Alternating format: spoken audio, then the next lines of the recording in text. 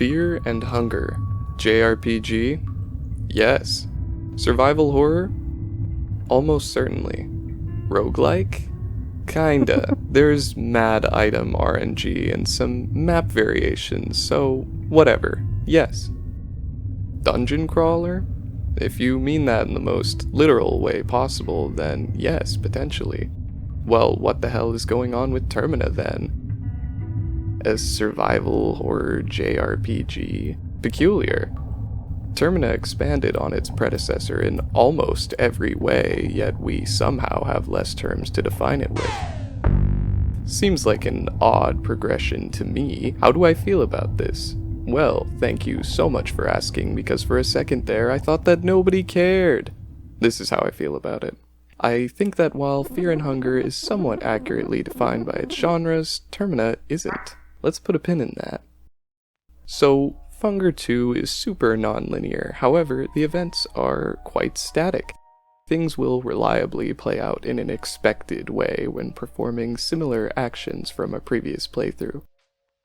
Where Termina is truly dynamic is in player interactions with NPCs. Your fellow contestants serve as the most direct path to a higher chance of survival, whether through their companionship providing safety in numbers or through simply killing them. Absorbing their whole acid soul for your own nefarious purposes, as well as ensuring that just one less person stands between you and survival. Each NPC has a route that they will follow as the in-game time progresses from the player sleeping. Each sleep cycle will close some doors and open new ones to the player.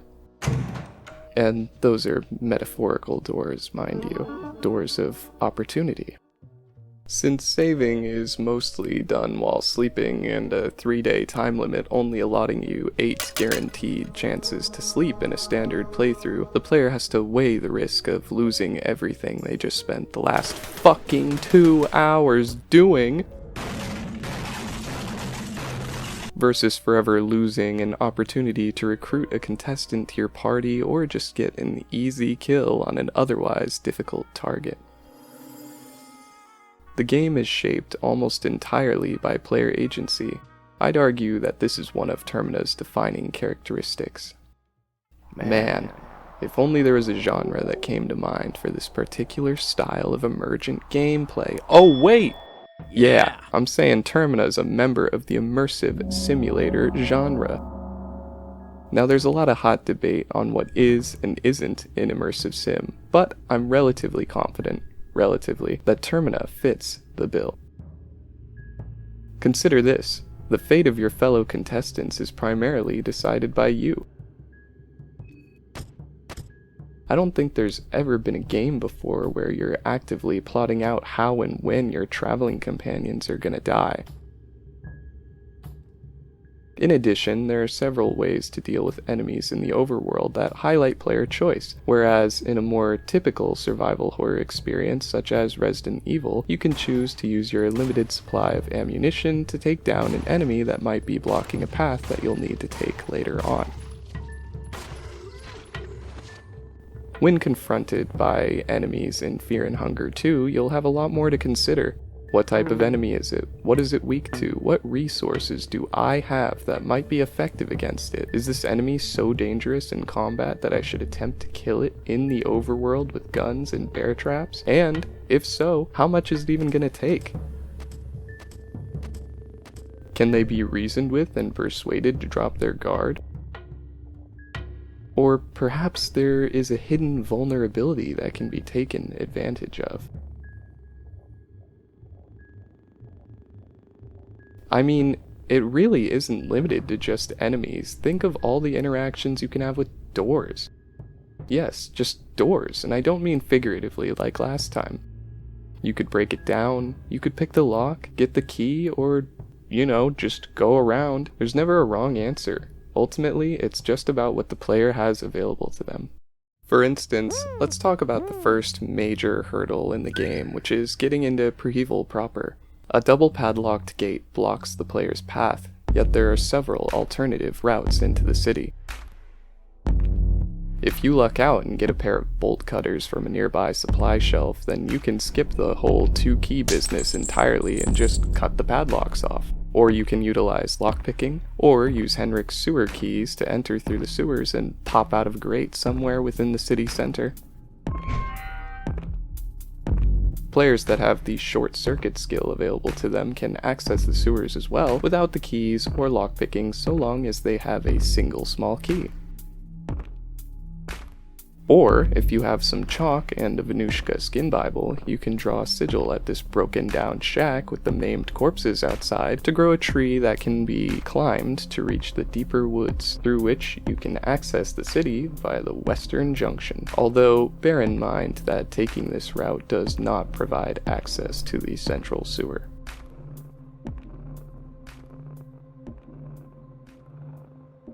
Or hey, you can always just go by the standard way and go get those 2 keys, however, 2 difficult encounters will stand in your way. It is quite easy to acquire the keys without fighting either of these enemies, as the mayor will give his up if the player can manage to maintain a civilized dinner conversation with him, and the Shenanigans won't appear in Tunnel 7 if Abella is either recruited or you happen to be playing as her. If Abella's route is chosen and the player has no progression resources, you'll have to pass the in-game time by at least 1 cycle before the mayor arrives, meaning that you'll be locked out of at least 1 interaction that could potentially make your playthrough much easier. Another interesting mechanic that is quite dynamic is Moonscorch.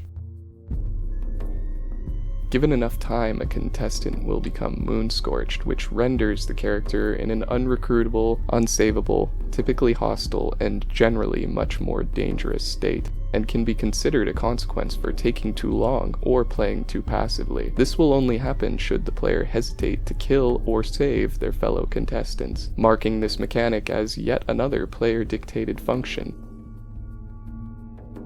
If you look at the flagship ImSim icons like System Shock 2, Deus Ex, or Thief, you might have some similar elements at play. This is a Venn diagram I made. You could tell because it's shitty. I wanted to use someone else's, but I couldn't find one. This seems to be the consensus on some games that I cherry-picked. I know it isn't great, especially considering that the isn't category has like 3 games that are basically all the same game. Just bear with me, please. We can glean the most information from the games that possess immersive sim elements but lack some key feature that is representative of an ImSim. S.T.A.L.K.E.R has terrible stealth and limited player reaction to situations, namely you mostly shoot things and people in the face. However, its AI interactions and the way the world lives and behaves under its own logic that it is defined for itself, even when the player isn't present, is a strong enough representation of a characteristic of an immersive sim that S.T.A.L.K.E.R is consistently brought up in conversations surrounding the genre. Not unlike Termina, S.T.A.L.K.E.R is a particular blend of genres that ends up making it so much of its own thing that people struggle to place the game under predefined terms.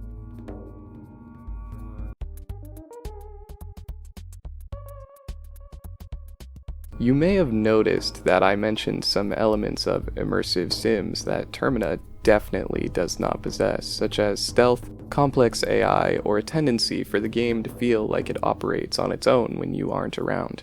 That's because these things can't be achieved in RPGMaker, hence the title. Termina's engine prevents it from ever being an immersive sim. Things can't get that complicated. For many people, that's the end of the conversation, as they believe in a more rigid conformity to the genre standard when it comes to the presence of stealth and physics mechanics, unscripted interactions, and complex AI behaviors. Let's take a look at another game from the Venn D, this time Vampire the Masquerade Bloodlines. I actually feel that this game has the most in common with Termina than any of the other games we'll be comparing it to, as its flavor of immersive sim is stuff like choosing to play as a Malkavian and realizing you're batshit insane and everybody treats you like the raving lunatic you clearly are. Wow, you really are fucked. Shit, you're a Malkavian, aren't you? Can't even understand what the hell you're saying. What the hell are you blabbering about? Go over there and wait your turn to be seen, please. Or choosing to play as a Nosferatu and being stuck navigating stinking sewers and clinging to dark alleyways to get around, lest you have an interaction like this. Yeah, what'll it be? Lord! Oh, sweet Jesus! Enemy AI is pretty dumb. Most events are scripted, so the game relies on its atmosphere and reactiveness to the player to sell you on its world and get you immersed. Going back, there's one more of these games I want to take a closer look at, and that's Pathologic. I'm going to kind of just lump both 1 and 2 together, as while they are two wildly differently paced and feeling games, the systems function relatively the same for the most part, and discussing the differences between the two games is merit enough for its own video, potentially. Time flies faster and faster with each passing day. Much like Termina and S.T.A.L.K.E.R, Pathologic is its own thing, and it's certainly different than other games widely considered to be immersive sims. Pathologic 1 and 2 express their emergent gameplay through things like a simulated trade economy that closely follows the world's logic. NPCs fight each other, the environment of the town drastically changes as the in-game time progresses forward.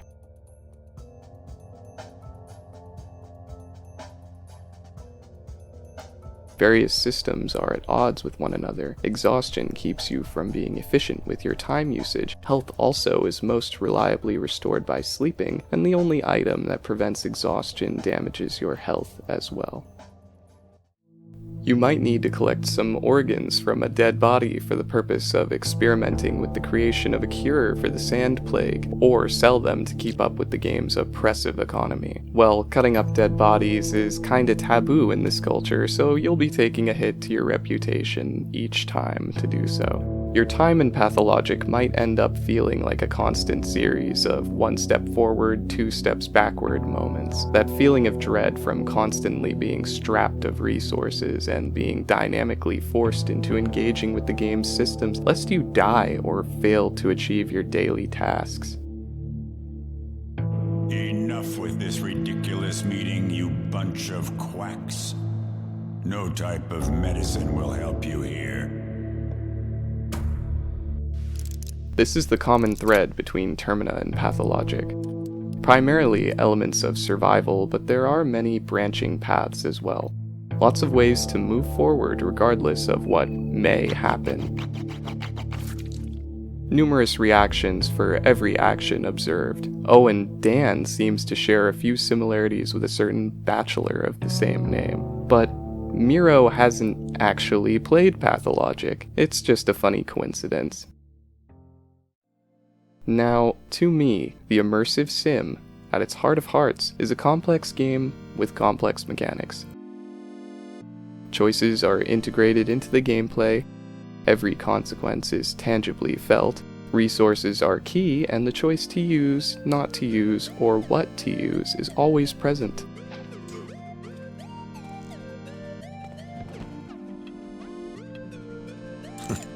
Could you possibly be any more helpful? It's a genre that demands that you pay close attention to its systems and rewards you for doing so, having a multitude of methods to achieve a goal and several diverging pathways between yourself and it. Here we go. So let's bring this back to Termina now. In short, everything is scripted and predefined, but the player is a massive variable and the game intends to have a reaction for everything. It wants to take as much into account as possible, as well as give you several options in how you'd like to proceed. Termina excels so greatly at giving the player ways to utilize what they have at their disposal, and placing you in the shoes of whatever character you may have chosen.